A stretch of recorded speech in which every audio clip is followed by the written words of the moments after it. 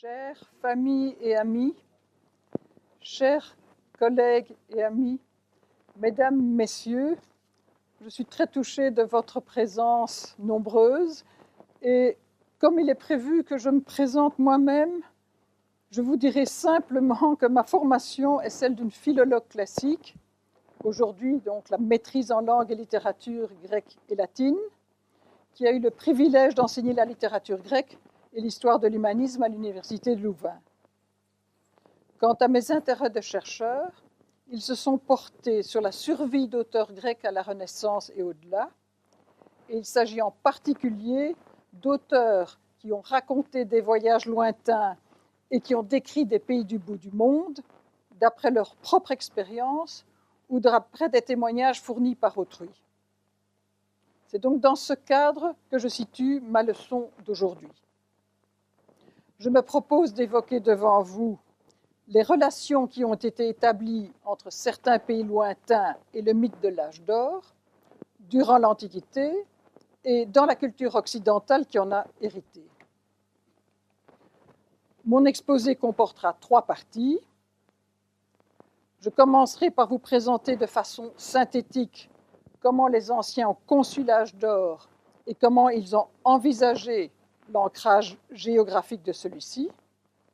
Et je vous dis tout de suite, je ne parlerai pas des interprétations religieuses, psychanalytiques, structuralistes, psychologiques et autres de ce mythe, parce que le sujet est beaucoup trop vaste pour être traité en une seule séance, et je dirais même par une seule personne.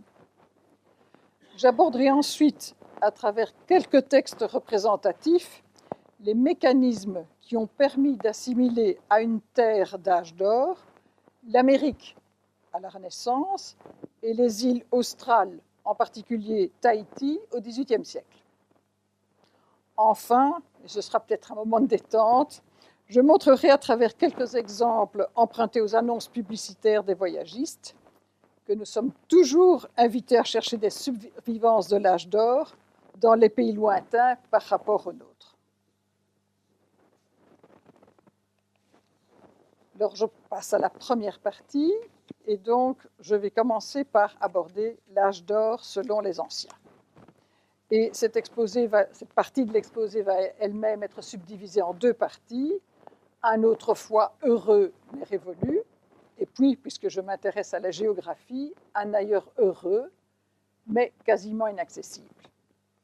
Et il me faut commencer par ce qui est le texte fondateur de ce mythe, c'est un texte d'Hésiode, qui est un auteur canonique de l'Antiquité, auquel sont attribués 2 poèmes célèbres, des poèmes didactiques, que l'on date environ du 7e siècle avant Jésus-Christ. La Théogonie, qui concerne l'histoire des dieux, et les Travaux et les jours.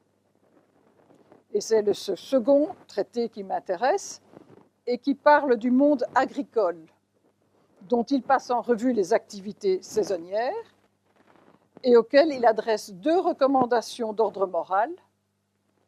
Il faut pratiquer la justice, en particulier dans le règlement des conflits entre particuliers dans le monde agricole, et il faut travailler durement. Pour illustrer cette obligation de travailler, Hésiode se réfère au mythe des races. Et celui-ci raconte, ceux qui ne sont pas plongés dans cette antiquité régulièrement, donc raconte le destin de 5 humanités successives.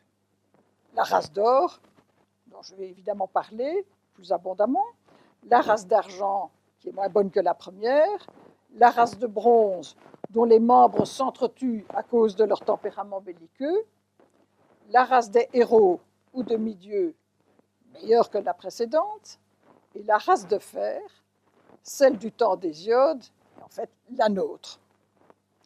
Le récit commence de la façon suivante, et je lis le texte que vous avez sous les yeux avec vous.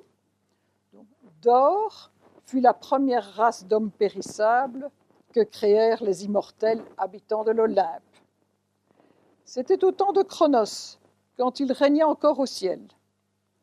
Ils vivaient comme des dieux, le cœur libre de soucis, à l'écart et à l'abri des peines et des misères.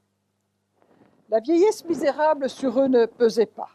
mais bras et jarrets toujours jeunes, il s'égayait dans les festins loin de tous les maux. Mourant, il semblait succomber au sommeil. Tous les biens étaient à eux. Le sol fécond produisait de lui-même une abondante et généreuse récolte, et eux, dans la joie et la paix, vivaient de leurs champs au milieu de biens sans nombre. Depuis que le sol a recouvert ceux de cette race, ils sont, par le vouloir de Dieu puissant, les bons génies de la terre, gardiens des mortels, dispensateurs de la richesse. Ce texte appelle bien sûr quelques observations. La première, c'est que vous noterez que on en parle de race d'or, bien sûr, qui désigne cette première humanité. Et je vous dis tout de suite que cette expression se maintiendra telle qu'elle par la suite, mais qu'elle sera concurrencée par des références à l'âge de Chronos, dont on vient de lire que cette race d'or vivait au temps de Chronos, ou alors Saturne en latin, donc âge qui lui est associé, ce qui va engendrer la formule syncrétique âge d'or. Observons en deuxième lieu qu'Hésiode n'évoque pas l'existence de survivants ou rescapés de cette race, une fois qu'elle a disparu du monde visible. Troisième lieu, Hésiode mentionne grosso modo 3 caractéristiques de cette race d'or qui l'oppose d'emblée à la race de fer. Je ne vous ai pas lu le texte, mais dont Hésiode nous dit que la vie est un mélange de biens et de maux. Alors, quelles sont ces 3 caractéristiques fondamentales? La race d'or est proche des dieux, dont elle partage les privilèges. Pas de misère, pas d'effort, pas de vieillesse, sauf celui de l'immortalité, mais comme vous le voyez, la mort n'a rien d'angoissant puisqu'elle est semblable au sommeil. Et lorsqu'on compare la race d'or avec la race d'argent, on constate, à contrario, par ce qu'on dit de la race d'argent, que la race d'or rend aux dieux le culte qu'ils réclament. Deuxième caractéristique, la race d'or vit joyeusement dans les festins et paisiblement, c'est-à-dire sans connaître la guerre. Et enfin, troisième caractéristique, elle bénéficie des bienfaits offerts spontanément par la terre, lesquels bienfaits n'excluent cependant pas une activité agricole. Les termes grecs qui parlent des champs sont tout à fait clairs à cet égard, mais une agriculture pratiquée sans effort pénible.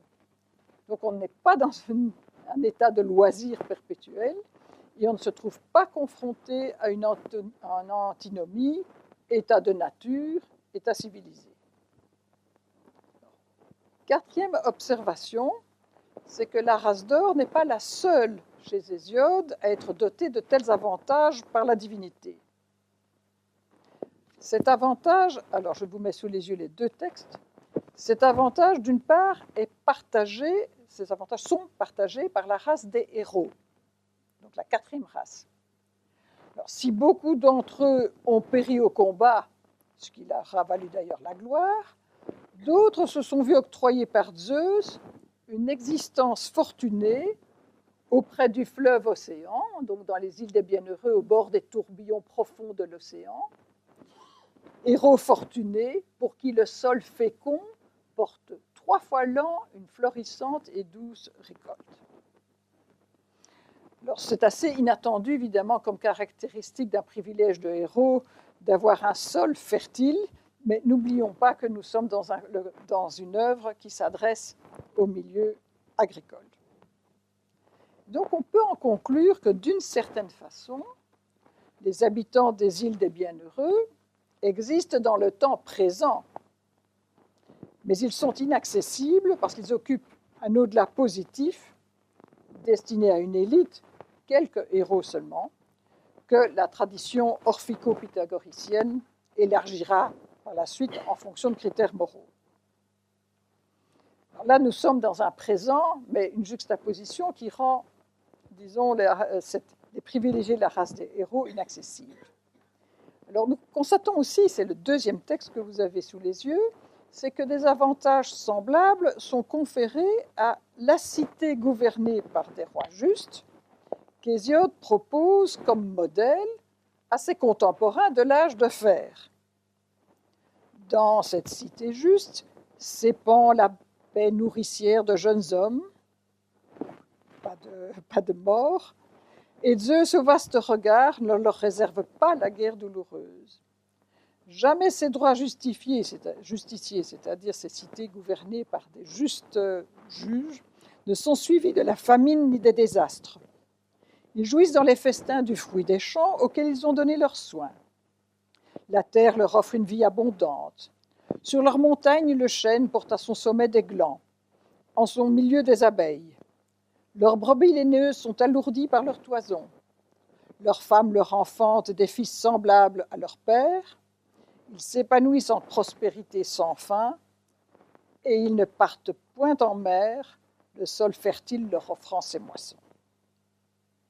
Alors vous voyez tout de suite les ressemblances qu'il y a entre une telle cité heureuse et le bonheur de la race d'or.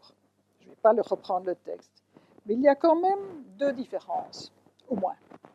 Alors, première différence, c'est que ici Hésiode confirme explicitement ce qui était implicite pour la race d'or, à savoir qu'il n'existe pas de séparation radicale entre l'état naturel et l'état civilisé. Et ce qui est intéressant dans le texte, c'est que vous voyez que dans la nourriture, Hésiode exalte des aliments fournis spontanément par la nature, en l'occurrence les glands. C'est un peu discutable comme qualité d'aliments, mais enfin, ils sont naturels, et les abeilles, donc le miel. Mais en même temps, il pratique l'élevage et assume les contraintes de l'activité agricole. Et d'autre part, et cela n'était pas mentionné dans les autres textes, l'exploitation équilibrée de la terre supprime de facto l'obligation de naviguer et permet une autarcie bienvenue à laquelle, dans ce texte-ci, Hésiode n'accorde pas de valeur morale. Mais vous comprenez que c'est un texte intéressant et qui est peut-être un précurseur des cités idéales, dont après ça, les philosophes grecs d'une part, et puis la postérité des philosophes jusqu'à aujourd'hui discutent beaucoup. Alors, en cinquième et dernier lieu, la race d'or s'inscrit dans une temporalité, donc le règne de Cronos, auquel Zeus a mis fin par la suite.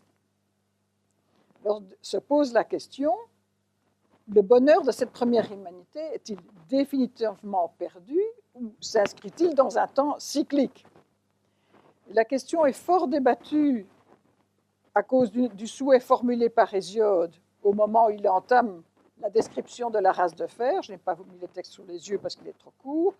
Plutôt ciel que je n'eusse pas à mon tour à vivre au milieu de la cinquième race, ce qui est son cas, et que je fusse ou mort plus tôt ou né plus tard. Alors, bien entendu, c'est le né plus tard qui engendre des discussions. Donc, le poète, dans la race de fer, donc, connaît une société qui partage des biens et des maux, mais il envisage que cette société va évoluer vers un état totalement sous l'emprise du mal, et par conséquent, comme le montre le destin d'autres races, destiné à être anéanti par Zeus.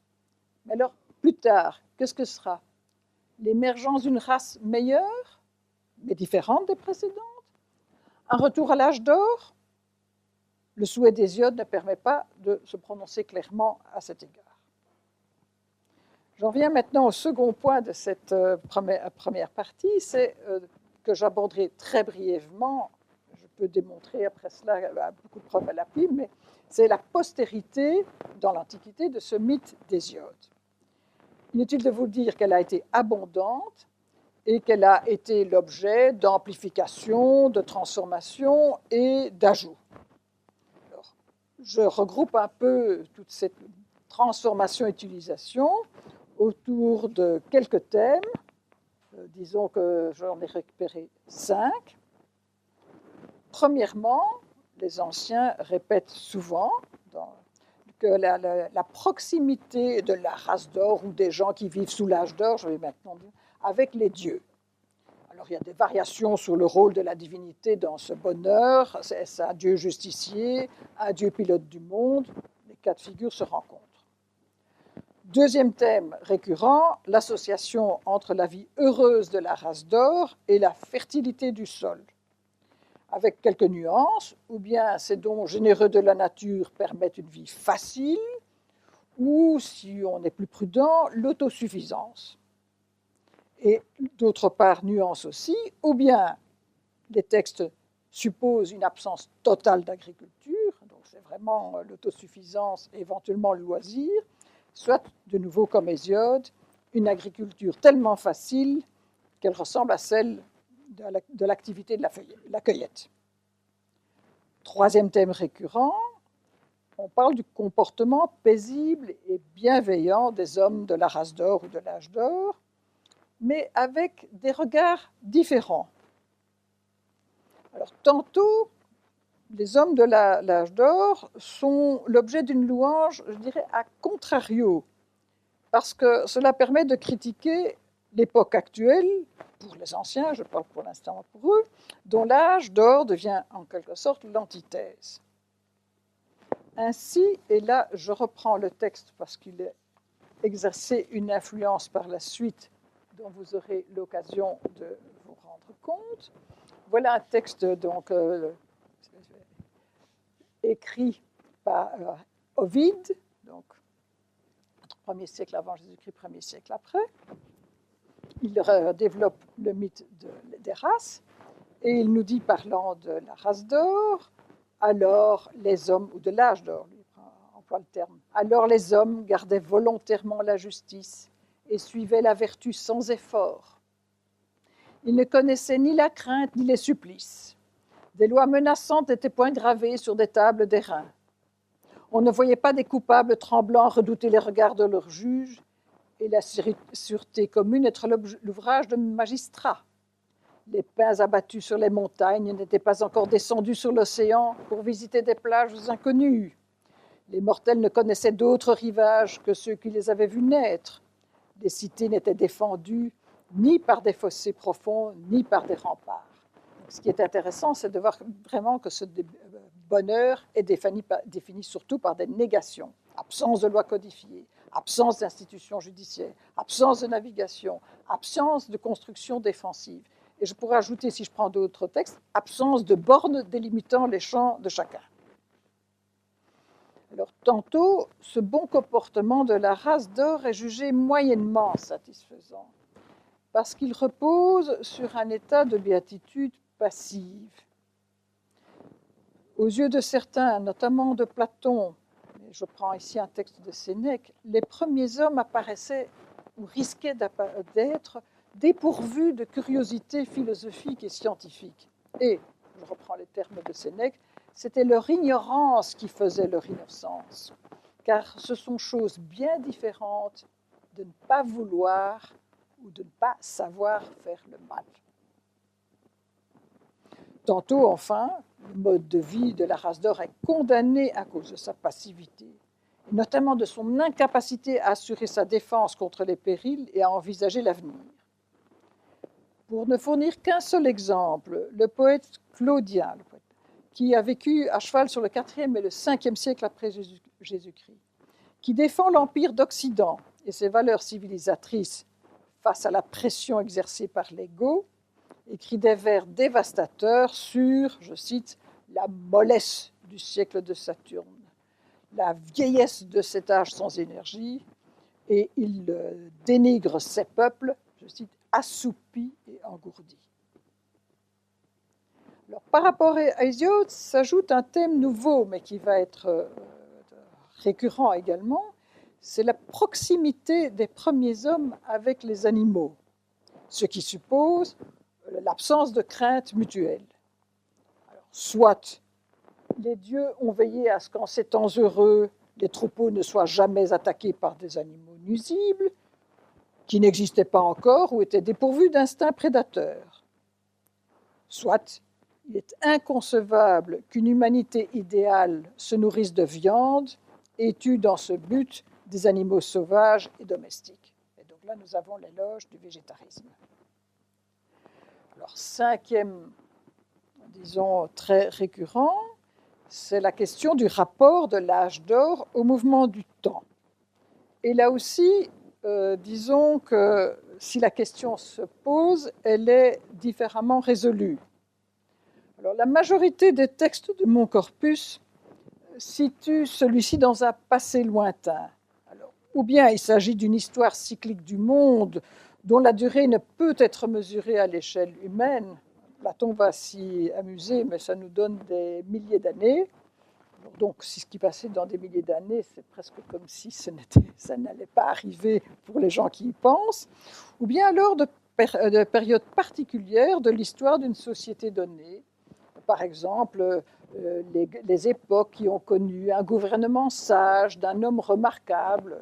On évoquera, par exemple, Simon, on évoquera même Pisistrate, qui avait fait beaucoup de choses pour le peuple. Alors, il ne s'agit plus d'une approche plus ou moins imaginaire des temps premiers, mais finalement, c'est une métaphore qui est une métaphore louangeuse et sera plus ou moins élaborée selon les textes. Par ailleurs, quelques textes, ils sont moins nombreux, envisagent la possibilité d'un retour du bonheur de l'âge d'or dans des circonstances précises, pas à la fin des temps. Alors, le plus célèbre d'entre eux est la quatrième bucolique de Virgile, dans laquelle celui-ci conçoit le consulat de Pollion. Pollion a été l'acteur de la réconciliation d'Octave et d'Antoine, comme l'amorce du mouvement inverse du cycle qui permettra la reconquête des bienfaits de l'âge d'or. Alors on saisit immédiatement le caractère métaphorique d'une telle évocation. Vous comprenez bien que les Romains ne rêvent pas du temps où on retournera à la cueillette et où les animaux les brebis viendront se faire traire spontanément, mais cela a un rapport avec la propagande du pouvoir d'Auguste. J'ai un seul texte qui maintient l'âge d'or au présent, et ceci me fait passer à la seconde partie que j'avais annoncée. Après avoir parlé de l'autrefois, je vais vous parler donc de l'ailleurs heureux, mais quasiment inaccessible. Il s'agit d'un poème d'Horace, situé dans la 16e épode, et dans lequel Horace invite les citoyens vertueux qui sont confrontés aux impasses et à la violence de la conjoncture historique. Le poème a été composé après l'assassinat de César en 1944, à traverser l'océan et à s'installer avec lui dans des îles fortunées. Alors, je dis tout de suite que la description de cet archipel n'est pas sans rappeler celle des îles des Bienheureux. Alors, le terme latin qui est traduit fortuné, qu'on a traduit par fortuné, c'est le terme latin beatus, qui est l'équivalent du terme grec makar. La fertilité du sol y est soulignée et l'occupation des lieux par des habitants de qualité, ici on va dire les hommes pieux, je vais le dire tout de suite, apparaît conforme à la volonté de ici, Jupiter. Il y a aussi des lieux communs associés à l'âge d'or, pas d'agriculture, pas de navigation, rapport harmonieux avec les animaux domestiques et sauvages. Alors, prenons le texte. Oui, nous, l'océan qui erre autour du monde, nous attend. Gagnons les campagnes, les riches campagnes. Gagnons les îles fortunées, où la terre, chaque année, rend à l'homme cérès sans labour, donc récolte sans labour.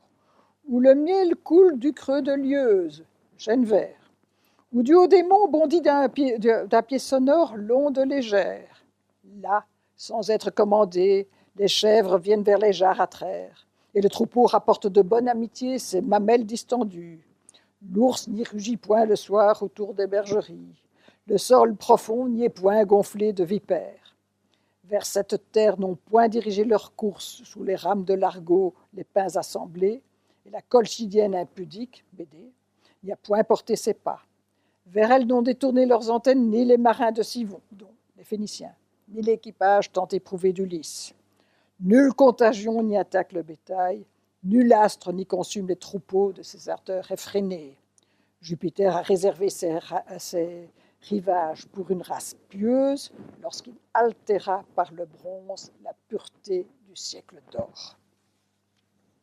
Vous avez deux modifications importantes et intéressantes pour par rapport au modèle et par rapport au texte précédent.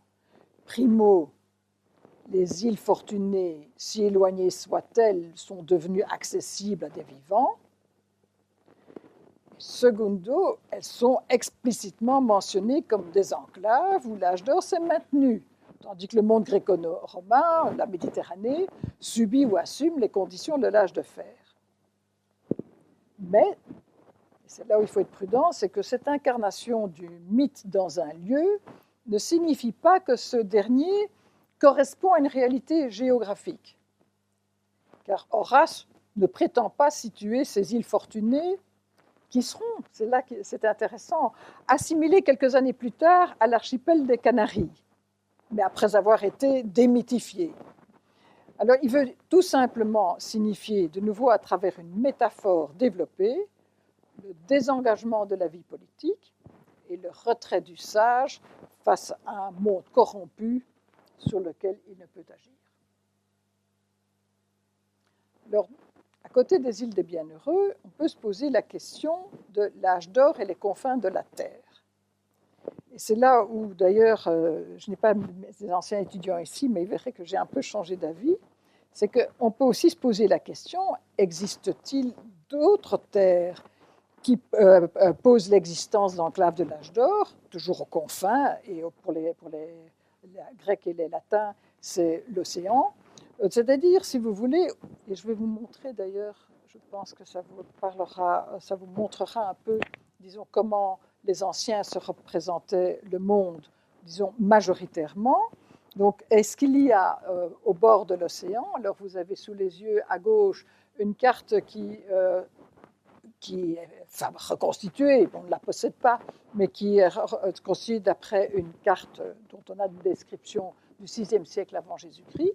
Et vous voyez que que l'océan entoure la Terre, qui est, enfin, l'Europe, l'Asie et l'Afrique, la Libye, est d'ailleurs tout à fait incomplète par rapport à nous, mais donc les pays qui sont aux extrémités, et notamment l'Éthiopie qui se trouve, je vais prendre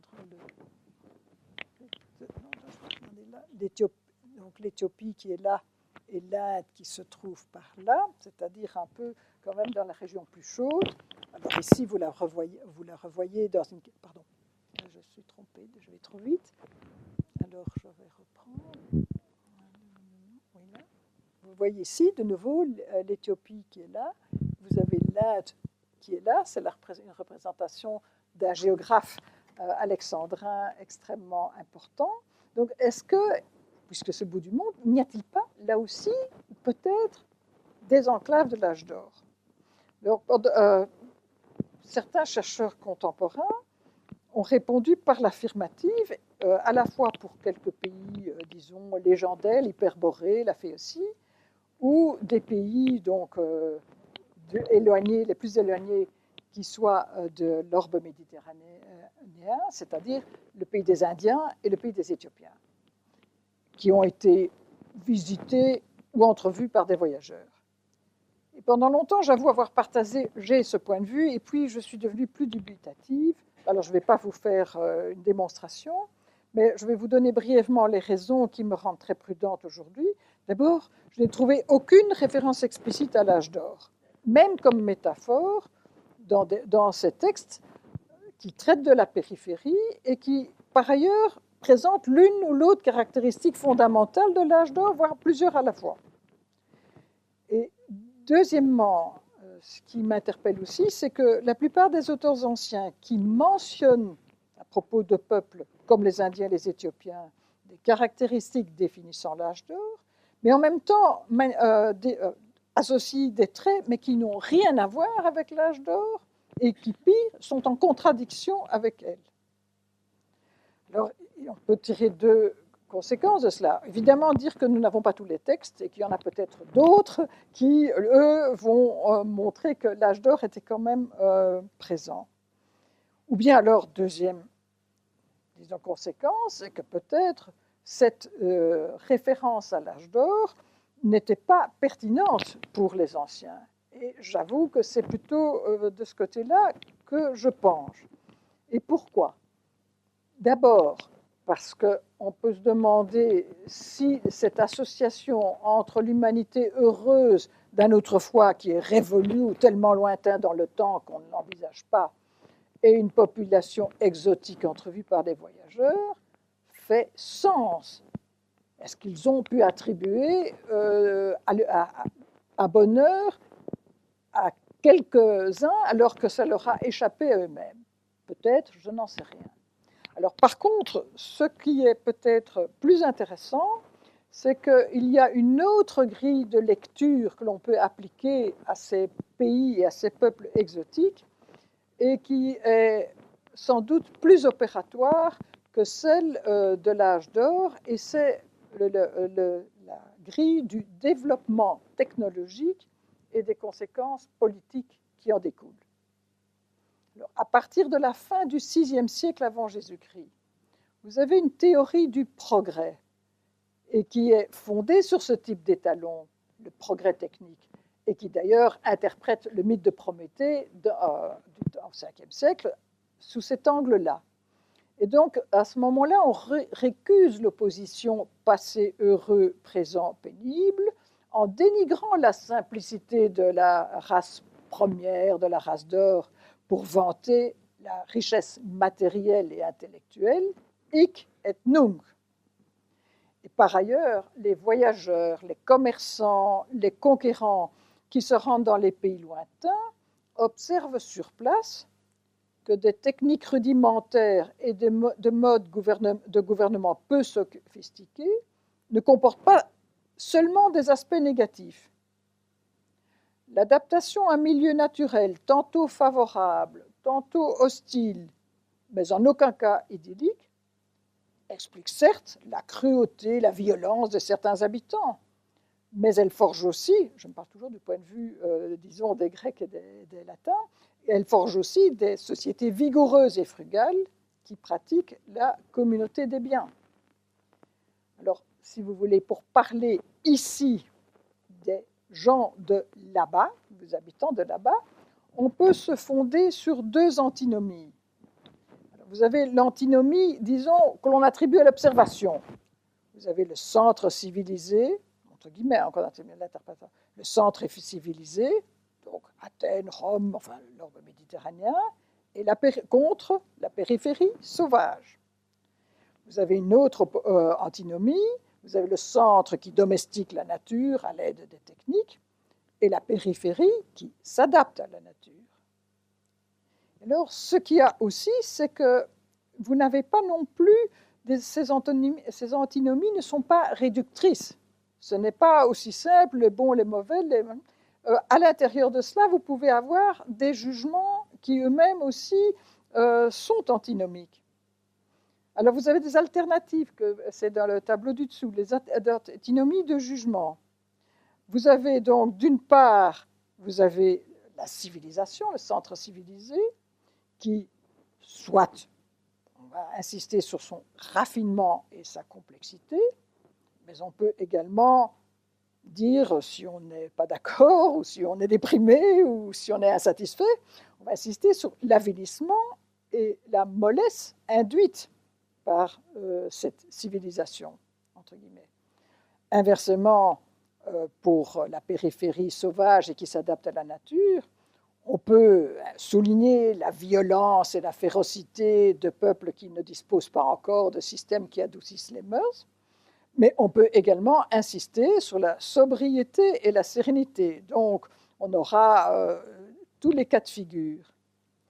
Et donc, si vous voulez, c'est la raison pour laquelle je suis devenue réticente, c'est que la référence à un État civilisé défini selon les critères des Grecs et des Romains semble fournir à ce discours ethnologique des anciens un socle plus solide qu'une comparaison entre le mode de vie idéalisé ou dénigré de l'humanité de l'âge d'or et le mode de vie réel, observé ou entrevu des peuples des confins géographiques.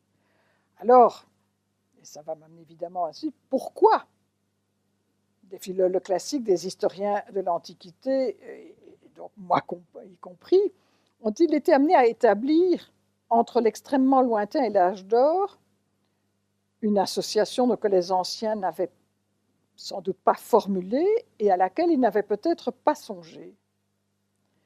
Et la réponse, j'en juge aussi à travers mon propre processus, que nous sommes tentés, consciemment ou inconsciemment, et c'est un phénomène que les spécialistes connaissent bien, c'est d'attribuer aux voyageurs et aux géographes antiques, dont l'expérience directe des confins fut limitée et sur laquelle nous possédons peu de renseignements, les réactions des explorateurs et de leur entourage face à l'Amérique à la Renaissance et à Tahiti au XVIIIe siècle, réactions dont nous avons conservé de nombreux témoignages.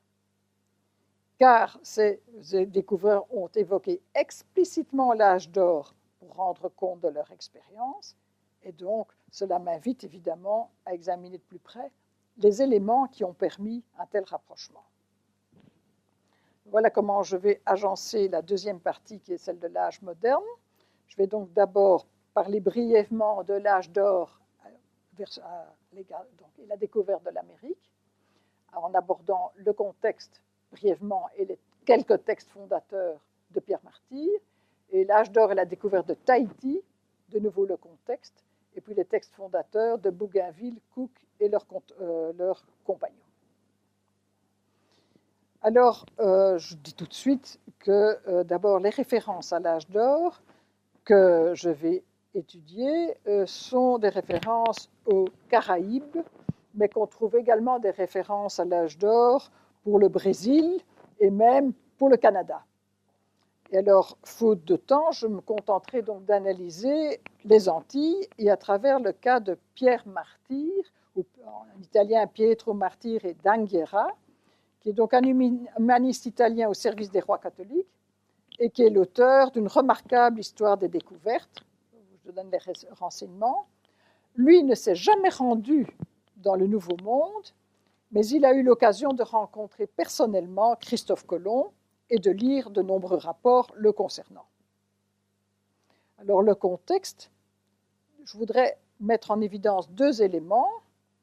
D'abord, parce que j'en ai très peu pas encore parlé, c'est qu'il y a l'importance de l'héritage biblique, qui joue bien sûr un rôle aussi au Moyen-Âge, mais qui, autant que l'héritage antique, influence l'humanisme de la Renaissance.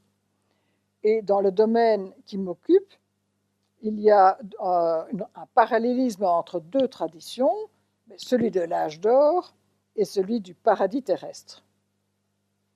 En effet, dans les deux traditions, on évoque la vie heureuse des premiers hommes et ce bonheur se voit mettre définitivement fin, quitte à ce qu'on espère qu'il revienne un jour. Et cette ressemblance n'a d'ailleurs pas échappé aux premiers écrivains chrétiens, ceux qui s'efforcèrent de christianiser les mythes antiques. Et on voit ainsi le rhéteur Lactance, une voix à cheval entre le IIIe et le IVe siècle, affirmer que le Saturne des païens correspond au vrai Dieu et que le mythe de l'âge d'or évoque l'état bienheureux de l'homme avant la chute.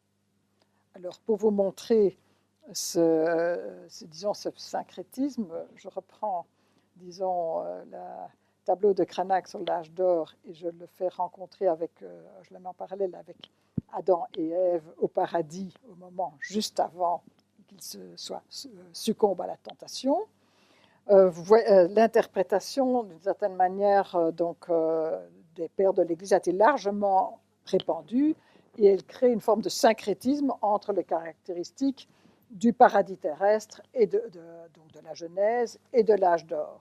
Alors l'âge d'or devient celui de l'innocence d'avant la chute et le paradis terrestre se caractérise par la beauté, la générosité de la nature qui dispensait nos premiers parents de travailler. Le récit de la Genèse ne décrit pas le paysage, ne décrit pas beaucoup le paysage. Et vous voyez que là, le point commun, le couple, vous avez les arbres. Ici, à gauche, ils prennent des cerises, enfin, ils ne prennent pas des pommes. Vous voyez qu'il y a une nature luxuriante, et vous retrouvez de part et d'autre le lion et le cerf. Donc, syncrétisme, disons, en route, ou en tout cas convergence entre l'âge d'or et le paradis terrestre. Et alors, deuxième chose, il faut savoir qu'au moment, à la Renaissance, et au début de la Renaissance, le mythe de l'âge d'or fait irruption dans l'imaginaire de la Renaissance.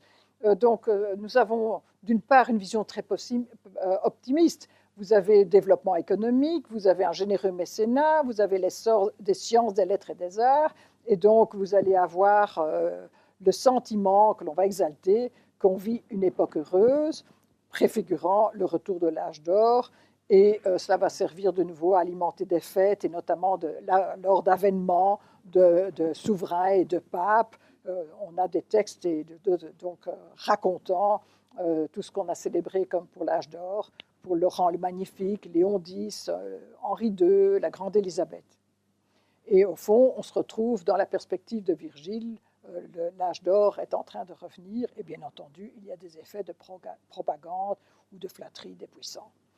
Mais en même temps, et les guerres, et progressivement aussi les guerres provoquées d'abord qui sont endémiques, vous avez des problèmes d'inflation, d'augmentation des taxes, des conflits, évidemment les guerres religieuses, une violence endémique, dépravation de certains milieux, vont entraîner inversement des réflexions désabusées, et on va recommencer à exalter l'âge d'or d'autrefois face à l'âge de fer de maintenant, et avec toujours les mêmes, disons, stéréotypes. Alors voyons maintenant arrivons dans les textes de découverte et dans les textes de Pierre Martyr. Alors le premier texte appartient au deuxième récit du voyage de Christophe Colomb, au cours duquel le Génois découvre que la population d'Hispaniola, c'est Haïti-Saint-Domingue, la République dominicaine aujourd'hui, se répartit en plusieurs groupes, lesquels se font la guerre et ne sont pas bien disposés à l'égard des Espagnols. Il est un peu déchanté par rapport au premier voyage. Et ce constat n'empêche pas Pierre Martyr d'être convaincu du bonheur de ces populations. Je vois le texte avec vous, mais à mon avis, nos insulaires d'Hispaniola sont plus heureux que ces peuples-là, ils parlent de latin d'autrefois, pourvu qu'ils s'imprègnent de religion. Puisque nus, sans poids ni mesure, sans non plus la monnaie qui cause la mort, ils vivent en plein âge d'or, sans loi, sans juge chicaneur, sans livre, satisfaits de la nature, sans se soucier aucunement du futur. Cependant, même ces hommes sont tourmentés par l'ambition qui les pousse à commander et ils se battent entre eux. Mais nous pouvons penser que l'âge d'or n'était pas du tout protégé contre ce fléau. Bien au contraire, à cette époque aussi, le « cède, je ne céderai pas » a existé parmi les mortels. Alors vous reconnaissez les lieux communs de l'âge d'or, mis au point par les poètes latins et principalement par Ovide, mais cet âge d'or comporte des éléments neufs par rapport à la tradition antique. Et puis, d'abord, je dirais, vous constatez que l'âge d'or ne fonctionne quand même pas comme un idéal absolu, puisqu'il est impossible, reconnaît Pierre Martyr, de chasser toute violence au cœur de l'homme. En deuxième lieu, c'est assez amusant, il s'agit d'une société sans livre, ce qui ne correspond évidemment pas aux aspirations des milieux humanistes, et d'une certaine manière confirme les réserves exprimées par Platon et celles que je vous ai lues à propos de Sénèque. Mais cette absence de livre ne signifie pas pour autant, aux yeux de Pierre Martyr, c'est l'absence de connaissances, je dirais scientifiques entre guillemets, chez les habitants des Antilles. Car, peut-il dire plus loin, leurs chefs sont en même temps médecins. Entendons-nous, ce sont plutôt sorciers. Mais enfin, donc, il reconnaît un certain art et certaines techniques. Enfin, le thème de la nudité, qui, dans les rares allusions faites par les anciens, c'est pour ça que je ne vous les ai pas, disons, signalées, associe simplement, donc là où les anciens associaient simplement l'absence de vêtements au climat agréable de l'âge d'or, renvoie ici à une autre représentation de la première humanité, celle d'Adam et Ève, avant le péché originel. Alors, ce qui est intéressant, c'est de voir que Pierre Martyr, et à d'autres endroits il en reparlera, considère cela comme un fait. Donc, il ne prononce pas de jugement moral à ce sujet. Et pour lui, comme pour d'autres, ce fait atteste le caractère non évalué d'un groupe, et ça surprendra aussi d'autres Espagnols, qui n'est pas stratifié en classe sociale manifestée par des vêtements spécifiques. Comme tu es habillé, comme tu es. Donc ici, les Indiens ne le permettent pas, d'où la société sans classe éventuellement. mais aussi alors cette fameuse innocence, puisqu'il n'a pas besoin de masquer ses instincts primaires, au sens premier du terme.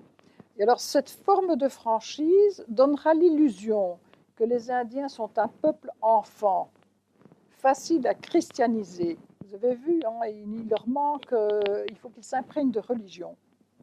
Et donc, comme vous le voyez, Pierre Martyr n'échappe pas complètement à cette vision missionnaire.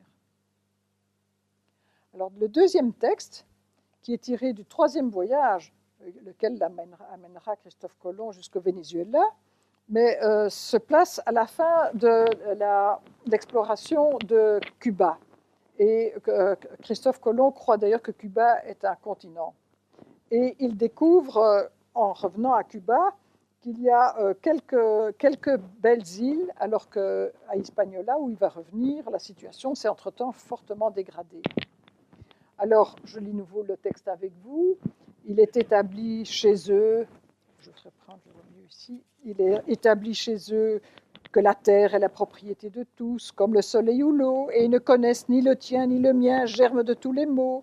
En effet, ils se contentent de si peu que sur ce vaste territoire, on trouve toujours plus de champs à cultiver qu'on en a besoin. C'est le régime de l'âge d'or, et ils n'entourent pas leur domaine de fossés, de murailles ou de clôtures. Ils vivent dans des jardins ouverts et vénèrent naturellement le bien, sans loi, livres et juges, et ils considèrent comme mauvais et criminel celui qui se complaît à la justice. Alors de nouveau, tableau assez conventionnel, mais vous voyez que s'ajoute aux conventions déjà rencontrées dans le premier texte, le régime de la communauté des biens et une agriculture de subsistance. Ils n'ont pas besoin de champs, ils en ont plus qu'il n'en faut, et présenté de façon élogieuse. Alors, le troisième texte vient dans une autre décade et qui est consacré notamment à l'exploration difficile de la côte méridionale de Cuba. Et cette fois-ci, le texte intervient à propos d'un groupe particulier d'indigènes situés à l'ouest de Cuba. On prétend que vivent des hommes auxquels suffisent des cavernes pour habitation et les fruits de la forêt pour aliment. Ils n'ont jamais été civilisés. Mais je m'en précise, civilisé n'est pas dans le terme que nous employons aujourd'hui. Civilisé, c'est-à-dire au fond poli, raffiné, bien éduqué. Ils ne sont entrés en relation avec aucune autre race d'hommes. Ni résidence fixe, ni semence, ni culture. Ils vivent comme on dit qu'on vivait dans l'âge d'or. Alors ici, c'est vraiment l'antithèse de la civilité qui est prônée à la Renaissance. Vous opposez l'habitat fourni par la nature ou adapté à la vie nomade aux constructions en pierre et à l'architecture urbaine. Vous opposez l'alimentation rudimentaire fournie par la cueillette à la domestication de la nature. Et vous opposez le repli sur soi en autarcie à l'ouverture sur d'autres horizons. Alors, sans prétendre tirer des conclusions sur toute l'œuvre de Pierre Martyr, je ferai 3 observations. D'abord, Pierre Martyr aborde la nouveauté de l'Amérique, parce que c'est vraiment, quand on dit le nouveau monde, c'est vraiment parce qu'il est inattendu. Il le parle en tant qu'humaniste, et humaniste imprégné des belles lettres.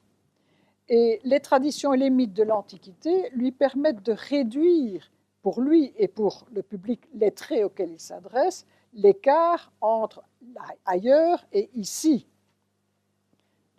Donc les images parlent parce qu'elles font partie du vocabulaire commun. Et en outre, le Nouveau Monde et ses peuples confirment, aux yeux de Pierre Martyr et d'autres humanistes, la vérité de ces traditions et mythes, en ancrant ceux-ci dans la réalité. Par exemple, les femmes indigènes, nues, belles et sauvages, sont semblables aux dryades et aux naïades. Et bien entendu, les caractéristiques de l'âge d'or se vérifient par l'expérience concrète de la nature des Caraïbes et de la bonté naturelle des Taïnos, qui sont les premiers Indiens avec lesquels les Espagnols entrèrent en contact. Après, ils ont entendu parler des cannibales, mais c'est une autre histoire. Donc pour Pierre Martyr, l'Antiquité est toujours vivante et florissante grâce à l'Amérique. D'autre part, Pierre Martyr est un esprit éclairé. Et ses capacités d'analyse l'empêchent d'être prisonnier de ces schémas européens. Et à travers les affrontements entre les Espagnols et les indigènes, il va se rendre compte et rendre compte du fait que ces derniers sont des êtres comme nous, de chair et de sang, dotés de même qualité des fous que les Espagnols et que l'ensemble de la race humaine. Et il reconnaîtrait même la valeur intrinsèque de cette culture taïno qu'on est en train de détruire en même temps que le peuple qui la porte. Et leur dernière chose, c'est que grâce à ses qualités d'historien et à sa vaste culture et à son talent de conteur, Pierre Martyr a assuré à sa chronique un succès éclatant qui dépasse de loin l'audience obtenue par les rapports de Christophe Colomb. Donc, si vous voulez, il est à la base, après ça, il y en aura d'autres, mais disons que de l'habitude qu'on constate de référence à l'âge d'or américain, qui est repris par exemple, pour parler de la France, Montaigne, par des poèmes de Ronsard. Mais en même temps, ces références vont très vite être empreintes de nostalgie, car les intellectuels européens, comme Pierre Martyr, ont pris conscience de cet effondrement du monde amérindien et de la disparition irrémédiable de l'ère bénie qu'ils avaient cru découvrir. Donc, anticipant de quelques siècles la vision de Claude Lévi-Strauss, ils ont réalisé qu'une enclave de l'âge d'or ne pouvait exister que si on la visitait pas. J'arrive maintenant à la deuxième période de l'âge moderne, c'est-à-dire la période de la découverte de Tahiti. Alors, je vous ai mis sous les yeux des portraits de trois explorateurs particulièrement importants, et notamment pour l'histoire des représentations de cet âge d'or. C'est Louis-Antoine de Bougainville, James Cook, et j'y ai ajouté Joseph Banks, parce qu'il produit un texte qui sera très intéressant justement sous le plan de l'âge d'or. Et donc, ce sont eux qui vont, d'une certaine manière, donner naissance au mythe de Tahiti. Alors, le contexte est différent par rapport au contexte du XVIe siècle. D'abord parce que l'Amérique, d'une certaine manière, a été révélée au monde alors qu'on ne s'y attendait pas. Tandis que la découverte des terres nouvelles dans l'hémisphère sud, a priori, ne surprend pas, parce que déjà les anciens s'étaient dit, tiens, puisqu'il y a un ensemble Europe, Asie, Afrique dans l'hémisphère nord, puisqu'ils avaient conscience d'un globe, n'y aurait-il pas, au-delà de l'équateur, faisant contrepoids, un autre ensemble qui est alors le continent austral. Et vous le voyez ici représenté sur une carte d'un fils de Mercator, fait d'après une carte du monde de son père. Vous avez alors un immense continent austral qu'on a cru entrevoir grâce à Magellan et quelques autres explorateurs, on a vu le début, et dans lequel on imagine qu'il y a une nature luxuriante et des habitants agréables.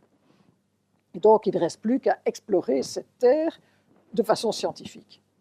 Et d'autre part, les hommes du XVIIIe siècle, les Lumières, ont été marqués par l'expérience américaine. Et donc, d'une certaine manière, ils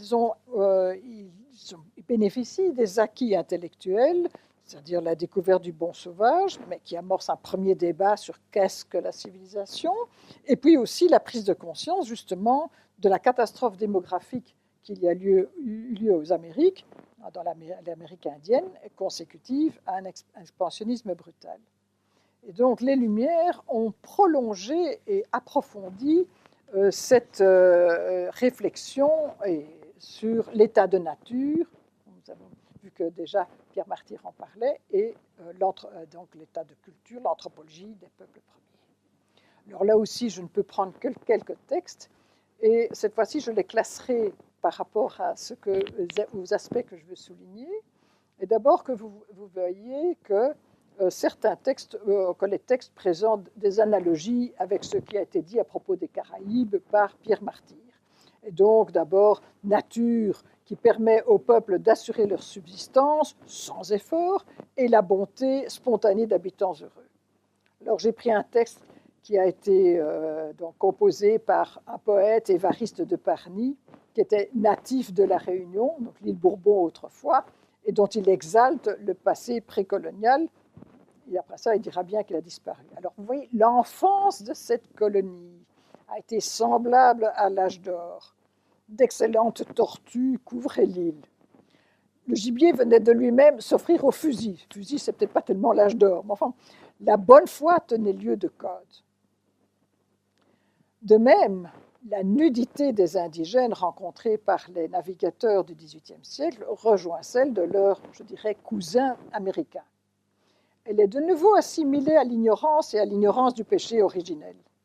Et je vais prendre deux témoignages. D'abord, à gauche, vous voyez, disons, la célèbre évocation par Bougainville de ses premiers contacts avec les Tahitiens, on dirait même surtout les Tahitiennes.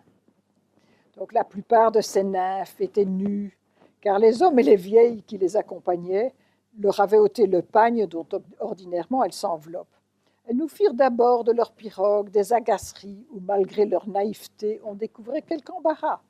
Soit que la nature ait partout embelli le sexe d'une timidité ingénue, soit que même dans les pays où règne encore la franchise de l'âge d'or, les femmes paraissent ne pas vouloir ce qu'elles désirent le plus.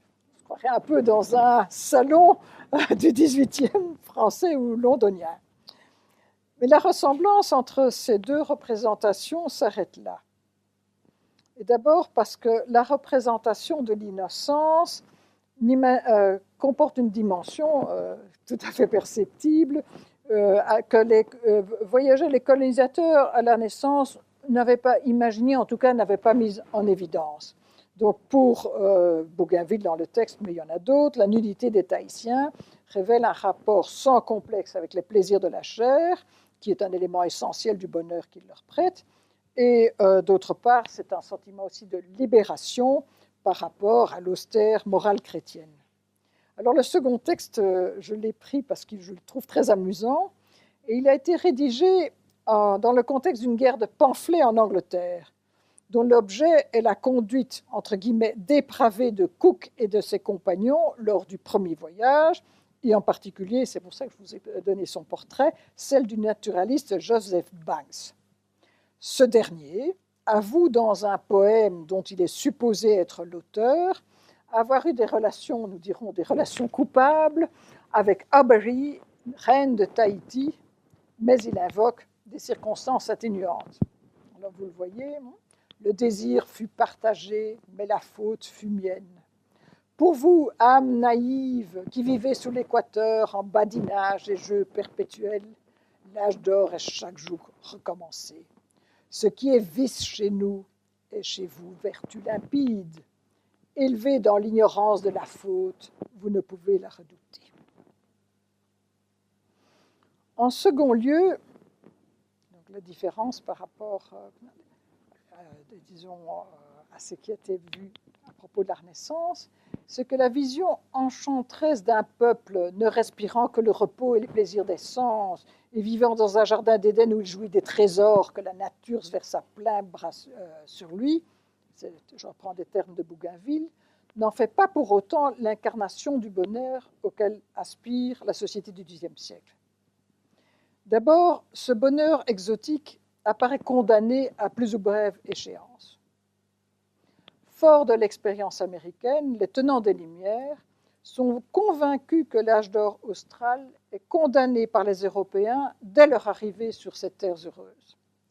Et c'est ce que prédit notamment Diderot dans le supplément au voyage de Bougainville, à travers le discours qu'il prête à un vieux Tahitien, et je vous le mets sous les yeux, c'est à gauche, s'adressant à Bougainville au moment où celui-ci s'apprête à embarquer, le vieillard lui reproche d'avoir détruit un art de vivre en société que l'on envie d'identifie sans peine à l'âge d'or, par inversion, et d'avoir introduit à Tahiti les germes de la servitude.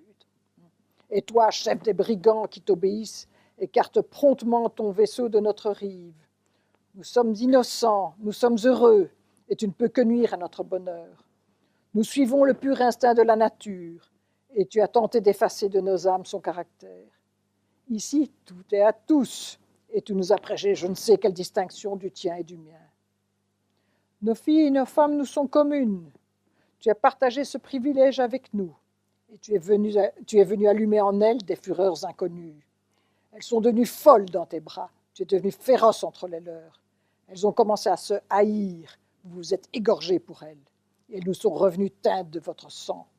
Nous sommes libres, et voilà que tu as enfoui dans notre terre le titre de notre futur esclavage. Ensuite, la vie menée par les Tahitiens et autres insulaires exotiques, telle qu'elle est décrite aux Européens, comporte des aspects sombres que ne connaît pas l'humanité idéale de l'âge d'or. Car les explorateurs, si enthousiastes soient-ils, se gardent de dissimuler la réalité. Par honnêteté intellectuelle et par respect du caractère scientifique de sa mission, Bougainville signale à la fin de son récit l'état de guerre permanent entre populations, la très forte hiérarchisation de la société tahitienne et l'existence de sacrifices humains. De leur côté, Cook et ses compagnons sont certes séduits par les charmes de l'île, mais ils sont également au courant des sacrifices humains qui y étaient pratiqués. C'est pourquoi le bonheur sauvage attribué aux Tahitiens suscite d'emblée une polémique. Comme l'atteste la relation abrégée du voyage de la frégate l'Endeavour, qui est publiée anonymement en 1771 par un compagnon de Cook au terme de la première exploration. Là aussi, c'est le texte de droite. J'apprends que dans les journaux français, on, et ce on, c'est Commerson, un compagnon de Bougainville et un scientifique, un botaniste notamment, a peint l'île de Tahiti comme le séjour de la paix, de la concorde, du bonheur et de la vertu simple et naturelle. Si c'est celle dont je parle, comme il n'y a pas lieu d'en douter, les mœurs de ces insulaires avaient bien dégénéré dans un très court laps de temps. Enfin, le bonheur de l'âge d'or au début de l'histoire apparaît à tout le moins discutable. Sans faire écho ici aux réflexions nuancées mais critiques de bon nombre de lumières, y compris Jean-Jacques Rousseau, qui sont réflexions fondées sur les rapports sans complaisance des administrations coloniales, qui est la réalité. Mentionnons le pamphlet, ou brièvement une partie du pamphlet que constitue le Mondain de Voltaire, qui émettra une opinion plus nuancée, mais en d'autres écrits. Ici, il va couvrir de sarcasme le temps bienheureux de l'âge d'or et de l'Éden et proclame sa propre satisfaction de vivre à son époque caractérisée par l'abondance, mère des arts et des heureux travaux, le luxe et les plaisirs.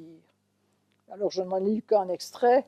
Donc, quand la nature était dans son enfance, nos bons aïeux vivaient dans l'innocence, ne connaissant ni le tien ni le mien. Mais qu'auraient-ils pu connaître? Ils n'avaient rien. Ils étaient nus. Et c'est chose très claire que qui n'a rien n'a nul partage à faire.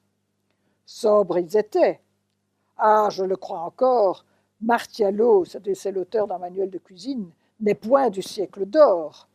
D'un bon vin frais où la mousse ou la sève ne gratta point le triste gosier d'Ève. La soie et l'or ne brillaient point chez eux. Admirez-vous pour cela nos aïeux? Il leur manquait l'industrie et l'aisance. Est-ce vertu? C'est pure ignorance, etc., etc. Alors, pour terminer, je pense que ça va vous détendre. J'en fais une brève incursion dans les enclaves d'âge d'or aujourd'hui. Alors, bien sûr, la Terre est cartographiée. Bien sûr, il y a de moins en moins d'endroits dans lesquels personne n'est allé, des personnes allaient visiter. Mais la recherche de l'âge d'or et d'enclaves où l'âge d'or s'est perpétué nourrit l'industrie du tourisme. Et je me suis amusée à trouver des textes et des images, et je vous cite par exemple, d'abord, voilà, je l'ai illustré, quelques réflexions, et je me suis donc fondée sur des publicités de destinations lointaines. Alors je prends une réflexion que j'ai trouvée dans Nouvelles Frontières sur les îles de rêve. Alors rêvons avec Nouvelles Frontières. Découvrez les plus belles îles du monde, envie de vacances, de rêve à prix doux, profitez des lagons aux eaux cristallines, de la végétation luxuriante, des palmiers et des cocotiers, de la faune aquatique abondante, de ces petits paradis. Embarquement immédiat pour un séjour sur une plage de rêve, sous le soleil. Le bonheur a la chance d'avoir des lieux prédestinés. Certaines destinations appellent à prendre le départ. Optez pour un séjour faniente sur une plage paradisiaque. Voici une sélection parmi nos plus beaux séjours à l'île Maurice, la Réunion, la Martinique et la Guadeloupe, la République dominicaine et Cuba, ainsi que Zanzibar.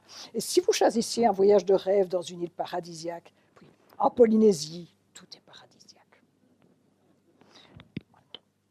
Alors, je vais faire quelques réflexions qui, bien sûr, ne vont pas épuiser le sujet.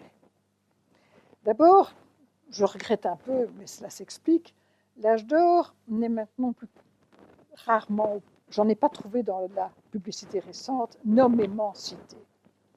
Mais il est identifiable à travers des caractéristiques, des vestiges des temps premiers, par définition heureux, que les touristes ne connaissent plus chez eux. Alors, je vais vous montrer, à la fois avec une photo, mais une description de l'arrière-péri de Las Terrenas, station balnéaire en plein développement de la République dominicaine. Alors, je vous lis le texte que j'ai trouvé d'un grand reportage. À l'intérieur de ces vallons luxuriants, toujours inaccessibles aux voitures, les villages ont conservé la beauté innocente de la vie primitive. Les Dominicains, établis au milieu d'une foison flamboyante, ont conscience d'avoir été gâtés par les dieux. Vous voyez l'âge d'or sous-jacent. Tout pousse à foison. Nicolas et son épouse Andrea vivent avec leurs 5 enfants dans leur ravissante maison en bois bleu au milieu d'un décor paradisiaque. J'ai cherché la maison bleue, mais je ne l'ai pas trouvée pour la République dominicaine. J'aurais dû faire un copier-coller qui n'était pas exact. Les enfants vont à pied à l'école et ne s'en plaignent pas. Quelques dindes, oies, poules et un cochon, des mangues, papayes, fruits de la passion à portée de bras. Des légumes dans un petit enclos cultivé par Nicolas. Vous voyez l'âge d'or avec un peu de culture, mais très peu, et la nature qui donne tout. Pourquoi irait-il s'installer ailleurs? Avec cette gentillesse et cette chaleur humaine qui leur sont propres, ils accueillent avec un plaisir non fin les voyageurs qui s'aventurent sur les chemins de traverse, là où la vraie vie a quelque chance de perdurer pour quelque temps encore. Alors, je précise aussi que cette absence de mention explicite de l'âge d'or ne peut pas être comparée à ce qui, l'ancrage géographique de l'âge d'or, à ce qui se passait dans les récits grecs et latins, parce que, si vous voulez, ces descriptions actuelles font des références au passé. Notamment, vous avez Christophe Colomb et les flibustiers pour les Caraïbes, vous avez Bougainville pour Tahiti, et vous avez d'une certaine manière, donc indirectement, il y a le poids de la tradition antique et biblique, et principalement à travers le relais polynésien. Et qui, vous avez vu, on utilise indifféremment les métaphores du paradis et des éléments de l'âge d'or pour évoquer l'exubérance de la nature et l'accueil chaleureux des habitants et habitantes. Et c'est intéressant pour cela de rappeler que le club Med, à ses débuts, donc, a revendiqué une telle filiation. Les villages de paillotes, les champs et danses du Pacifique, le collier de fleurs passé autour du cou, le paréo étant autant de références à une Polynésie de rêve. Alors, je crois que j'aurais dû vous les montrer. Voilà la Polynésie reconstituée, les paillotes, les hôtels Maldives et les vrais Tahitiens de l'autre côté. Alors, tout en s'inscrivant dans une tradition de voyage, donc remontant à la Renaissance et à l'Antiquité, le voyage lointain vendu par la publicité touristique emprunte en même temps des éléments à une autre forme de voyage qui a inspiré de nombreux textes depuis le Moyen-Âge, à savoir les pèlerinages. Et cela m'a fasciné à travers, si vous voulez, un roman de David Lodge. Vous savez qu'il est plein d'humour et d'humour corrosif, et qui, dans un de ses célèbres romans, qui est Paradise News, qui a été publié en 1991, il compare les tours opérateurs, il joue le rôle du clergé, les souvenirs matériels que l'on ramène, celui de reliques, et les guides de voyage, celui de livres de piété. Alors, je vous ai trouvé de nouveau une publicité avec le nom à propos de Bora Bora, la première née. Alors, voyez-vous, je ne pense pas que David Lodge ait tout à fait tort. Son nom, Bora Bora, sonne comme une promesse. celle de la découverte du paradis sur Terre, auquel la plus connue des îles polynésiennes est naturellement associée. Il faut reconnaître que la silhouette, comme le lagon de Bora Bora, sont d'une beauté insolente, presque surnaturelle, et exercent sur le visiteur une attraction quasi mystique.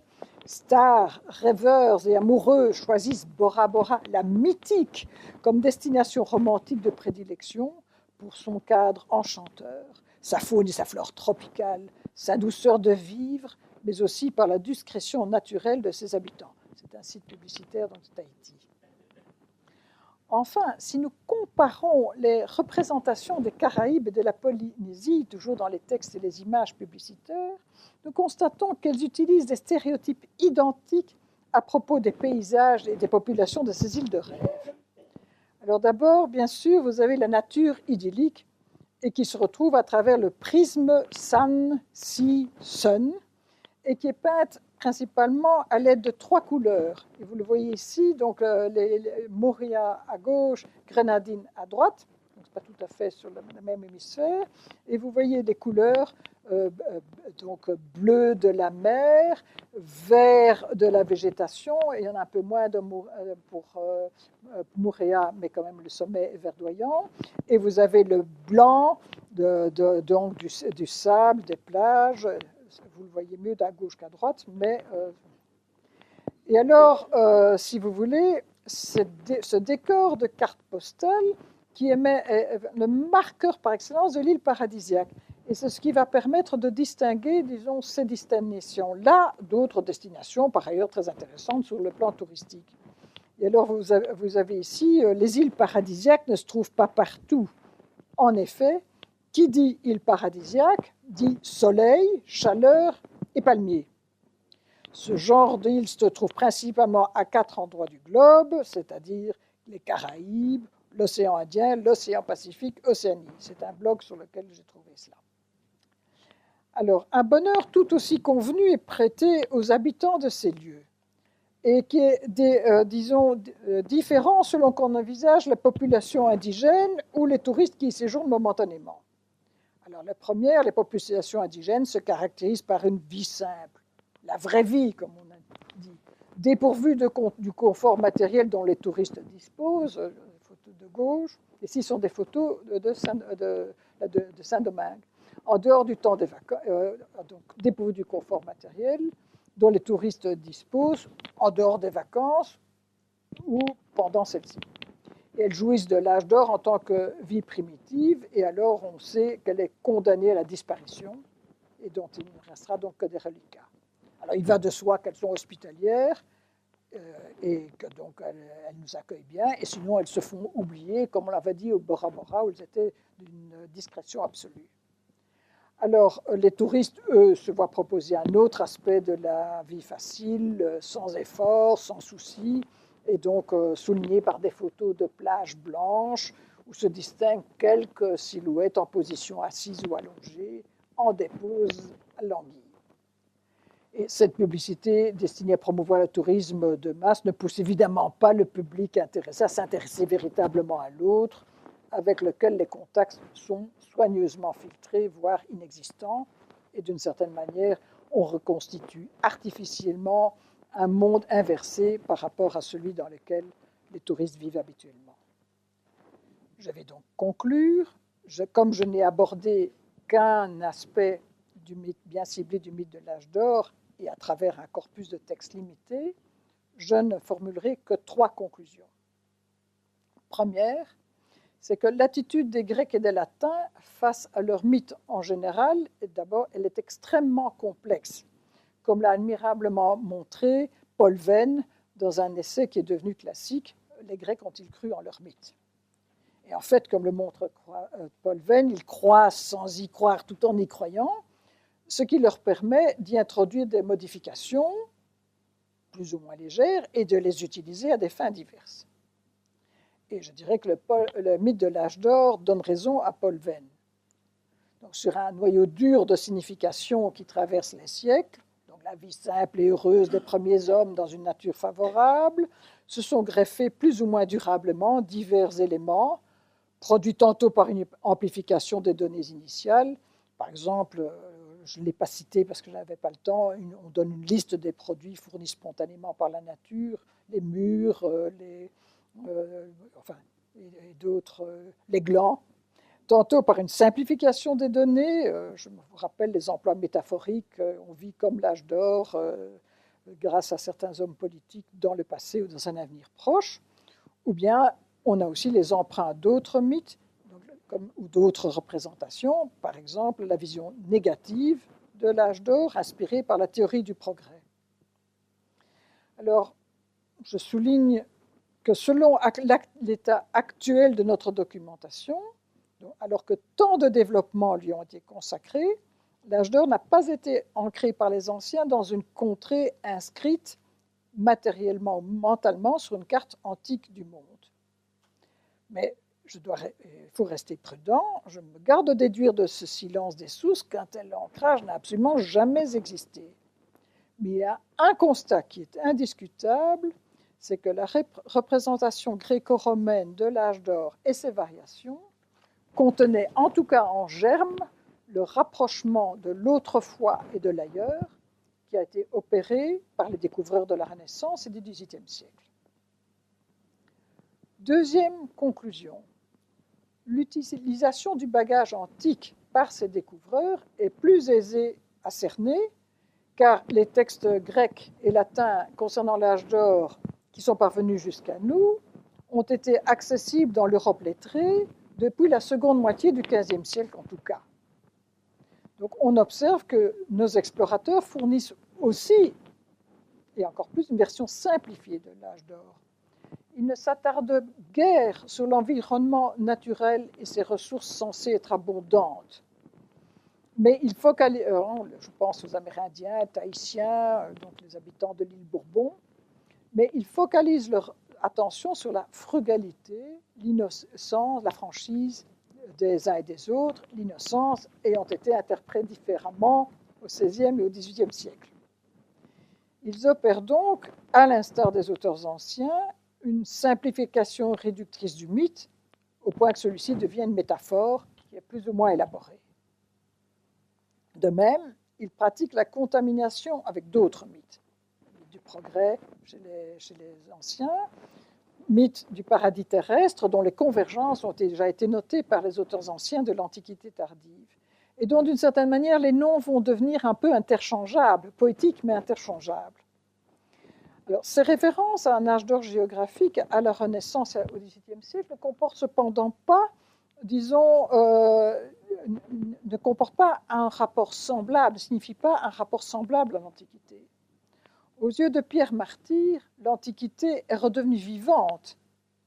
Elle fournit un moyen de rendre compte du Nouveau Monde et elle trouve dans la réalité américaine la preuve de la véridicité de ces traditions mythiques en général et sur l'humanité primitive en particulier. Pour les explorateurs du XVIIIe siècle, elle constitue davantage un vernis. Alors, à travers la reprise des lieux communs véhiculés à propos de l'âge d'or et des nombreuses mentions du nom paradis et de l'adjectif paradisiaque, la publicité pour les destinations lointaines démontre que nos héritages gréco-romains et chrétiens, assumés, oubliés ou reniés, continuent à parler à notre imaginaire.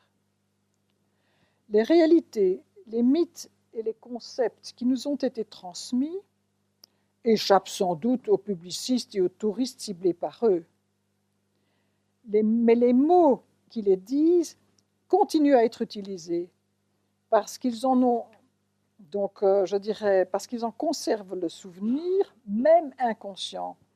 Et ils sont toujours porteurs d'émotions et de rêves. Comme le disait William Faulkner, parole qui me réconforte eu égard à mes intérêts de chercheur. Le passé n'est jamais mort, mais il n'est jamais passé. Je vous remercie de votre attention.